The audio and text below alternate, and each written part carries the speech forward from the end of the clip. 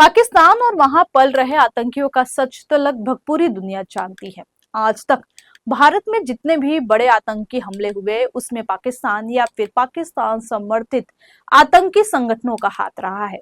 पिछले एक दशक में जब भी भारत पर कोई आतंकी हमला हुआ तो भारत ने किसी न किसी ऑपरेशन के जरिए उसका जवाब दिया है। साल 2016 का उरी अटैक हो या फिर 2019 का पुलवामा, वहीं हाल ही में पहलगाम में हुए आतंकी हमले, जिस तरह से भारत की बेटियों के मांग का सिंदूर छीना गया उसका जवाब भी ऑपरेशन सिंदूर के जरिए ही दिया गया। लेकिन इन सब के बीच एक ऐसा ऑपरेशन भी चल रहा है जिसने पाकिस्तान में बैठे आतंकियों की नींद उड़ा रखी और हर वक्त उन्हें मौत का खौफ सता रहा है। नमस्कार, मैं पायल शुक्ला और आप देख रहे हैं 24 न्यूज की खास पेशकश ऑपरेशन सीक्रेट किलर। जी हाँ, पाकिस्तान में बीते कई सालों से एक ऐसा ही ऑपरेशन चल रहा है जिसके जरिए एक एक कर अज्ञात लोग पाकिस्तान में चुन चुन कर आतंकियों को ठिकाने लगा रहे हैं। पाकिस्तान की गलियों में लगातार आतंकियों के शव बिछाए जा रहे हैं।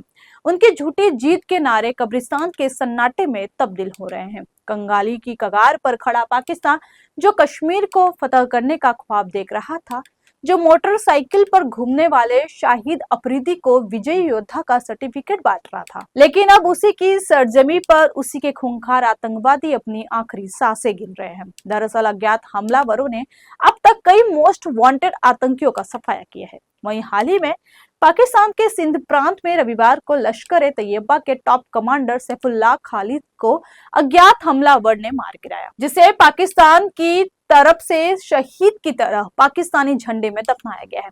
अब पाकिस्तान में आतंकियों पर शामत आई हुई है। एक एक कर अज्ञात लोग पाकिस्तान में चुन चुन कर आतंकियों को ठिकाने लगा रहे हैं। एक रिपोर्ट के मुताबिक पिछले कुछ सालों में 20 से 25 आतंकियों का सफाया हो चुका है, जिसमें कुछ मोस्ट वांटेड आतंकी भी शामिल है।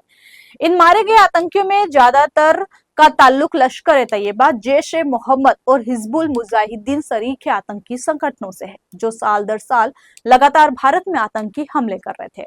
अज्ञात बंदूकधारियों ने पाकिस्तान के कराची, सियालकोट, पीओके, नीलम घाटी, खैबर पख्तूनख्वा, रवालकोट, रावलपिंडी और लाहौर में ऐसी हत्याओं को अंजाम दिया है। ज्यादातर मामलों में शूटर बाइक पर आते हैं और अपने टारगेट को बिल्कुल करीब से निशाना बनाकर फरार हो जाते हैं। खास बात यह है कि ये किलिंग महज 10 सेकेंड के अंदर इतनी तेजी से होती कि खुद पाकिस्तानी एजेंसियों तक को ये समझ में नहीं आ रहा है कि आखिर ये चल क्या रहा है। वहीं लश्कर ए तैयबा के आतंकी रजाउल्लाह निजामनी उर्फ अबू सैफुल्लाह खालिद को रविवार को पाकिस्तान के सिंध प्रांत में 3 अज्ञात बंदूकधारियों ने मार गिराया। ये साल 2006 में आरएसएस मुख्यालय पर हुए आतंकी हमले का मास्टरमाइंड था। इसने हिंदुस्तान में कई आतंकी हमले कराए थे। साल 2000 की शुरुआत में वो नेपाल से लश्कर ए तैयबा के आतंकी गतिविधियों को संचालित करता था। इसके कई उपनाम थे, जैसे कि गाजी, विनोद कुमार, मोहम्मद सलीम और रजाउल्लाह। जानकारी के मुताबिक अबू सैफुल्लाह खालिद रविवार की दोपहर मतली स्थित अपने घर से निकला था, तभी सिंध प्रांत के बदनी में एक क्रॉसिंग के पास हमलावरों ने उसे गोली मार दी। सैफुल्लाह खालिद साल 2008 में उत्तर प्रदेश के रामपुर में सीआरपीएफ कैंप पर हुए हमले का भी मास्टरमाइंड था। इस आतंकी हमले में 7 जवान और एक नागरिक मारे गए थे, जबकि 2 आतंकवादी अंधेरे का फायदा उठाकर फरार हो गए थे। साल 2000 में सैफुल्लाह खालिद लश्कर के नेपाल मॉड्यूल का प्रभारी था। वो कैडरों की भर्ती, वित्तीय रसद सहायता प्रदान करने और भारत नेपाल सीमा पर लश्कर के गुर्गों की आवाजाही को सुविधाजनक बनाने के लिए काम करता था। वो लश्कर के लॉन्चिंग कमांडरों आजम चीमा उर्फ बाबाजी और याकूब के साथ मिलकर काम कर रहा था।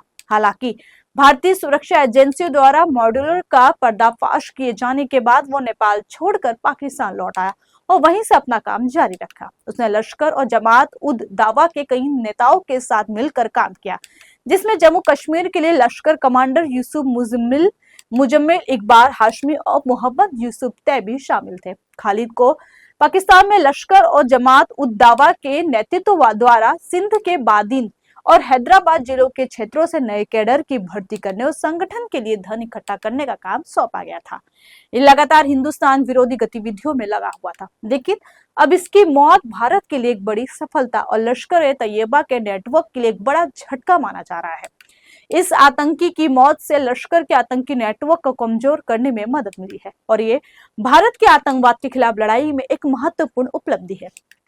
वैसे आपको बता दें कि खालिद पहला ऐसा मोस्ट वांटेड आतंकी नहीं है जिसे पाकिस्तान में सीक्रेट किलर ने मार गिराया है। इससे पहले भी भारत के दुश्मन रहे कई खूंखार आतंकियों का इसी पैटर्न पर सफाया हो चुका है। इसमें ज्यादातर आतंकी भारत विरोधी गतिविधियों में संलिप्त लश्कर-ए-तैयबा और जैश-ए-मोहम्मद जैसे आतंकी संगठनों से जुड़े हुए हैं।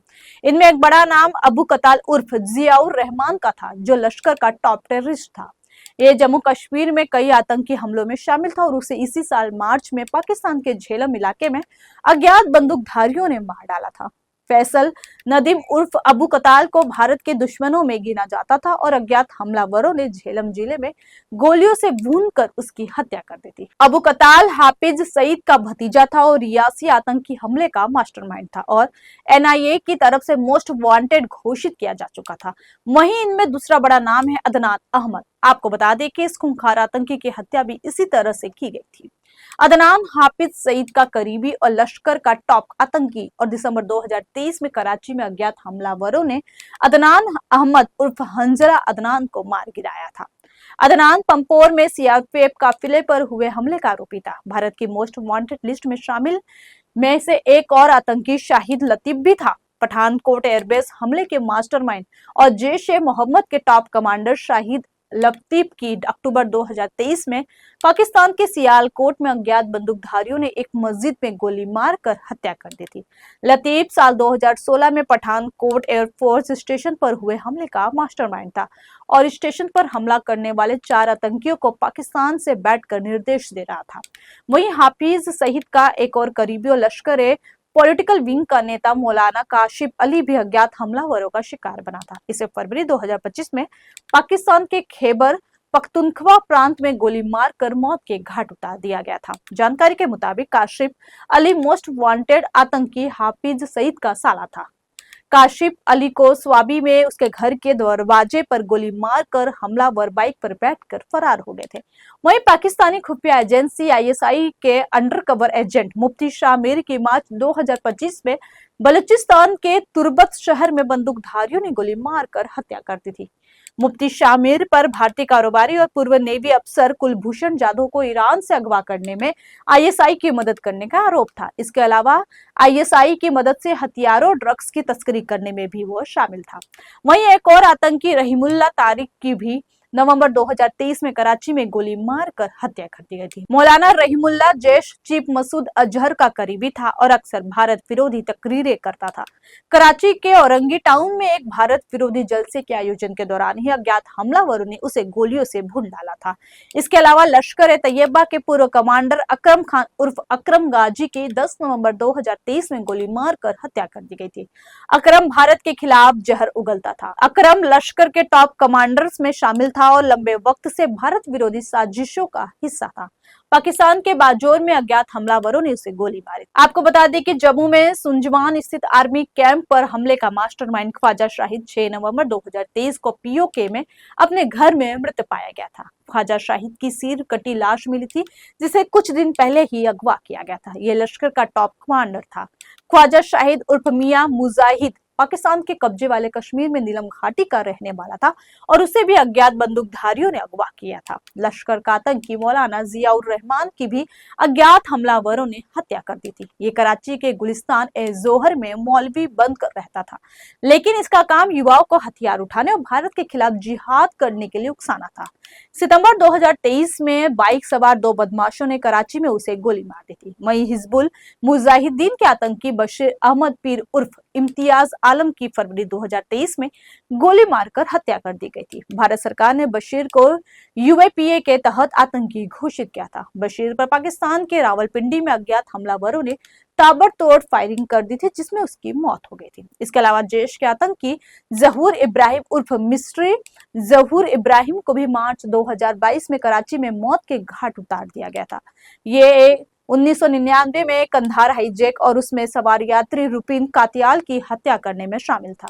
जहूर को 2 हथियारबंद बाइक सवारों ने बहुत पास से गोली मारी थी, जिसके बाद उसकी मौत हो गई थी। वहीं इसी साल मार्च में पाकिस्तान सेना से जुड़े अधिकारी मेजर दानियाल की पेशावर में अज्ञात हमलावरों ने हत्या कर दी थी। मेजर 2016 में बारामूला में हुए सेना के काफिले पर हमले का मुख्य साजिश करता था। मेजर दानियाल ने भारतीय सेना के काफिले पर हमला करने वाले आतंकियों को मदद पहुंचाई थी और उसे आईएसआई का करीबी माना जाता था। आपको बता दें कि इन आतंकियों के अलावा खालिस्तान कमांडो फोर्स के चीफ और आतंकवादी परमजीत सिंह पंजबर उर्फ मलिक सरदार सिंह को भी अज्ञात हमलावरों ने ढेर कर दिया था। लाहौर में मई 2020 को गोली मारकर खालिस्तानी आतंकी की हत्या कर दी गई थी। परमजीत अपनी सोसाइटी में सुबह करीब 6 बजे टहल रहा था और तभी मोटरसाइकिल पर सवार 2 अज्ञात लोगों ने उस पर ताबड़तोड़ फायरिंग कर दी। इलाज के दौरान उसकी मौत होगी। पाकिस्तान में अज्ञात हमलावरों ने जैश ए प्रमुख मौलाना मसूद अजहर के रिश्तेदार कारी एजाज आबिद और एक गुर्गे दाऊद मलिक को भी मारा है। अप्रैल 2025 में आबिद को खैबर पख्तूनख्वा प्रांत के पेशावर में मस्जिद से बाहर निकलते वक्त गोलियों से भून दिया गया था।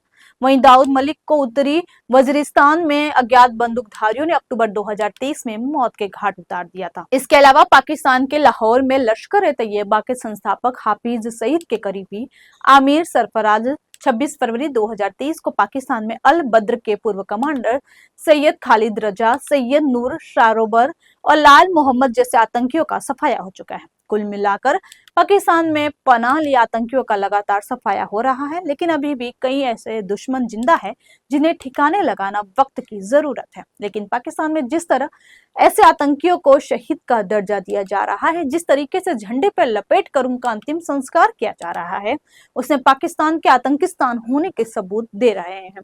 पाकिस्तान के झंडे में जब आतंकियों की तस्वीरें दिखाई दी तो एक एहसास जरूर हुआ कि जब कोई मुल्क दहशतगर्दों को सैनिकों की तरफ कंधा दे, उन्हें ताबूत पर राष्ट्रीय झंडा चढ़ा दे, तो ये समझ लेना चाहिए कि वो एक देश नहीं बल्कि आतंकी अड्डा बन चुका है। जिस देश में आतंकियों को राष्ट्रीय ध्वज का सम्मान दिया जाए तो समझ लेना चाहिए कि उसका नैतिक पतन हो चुका है।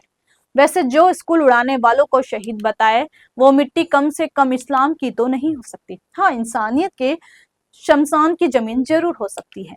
इस पेशकश में इतना ही। बाकी की ताजा तरीन खबरों के लिए बने रहिए 24 न्यूज के साथ। तब तक के लिए मुझे दीजिए इजाजत। नमस्कार।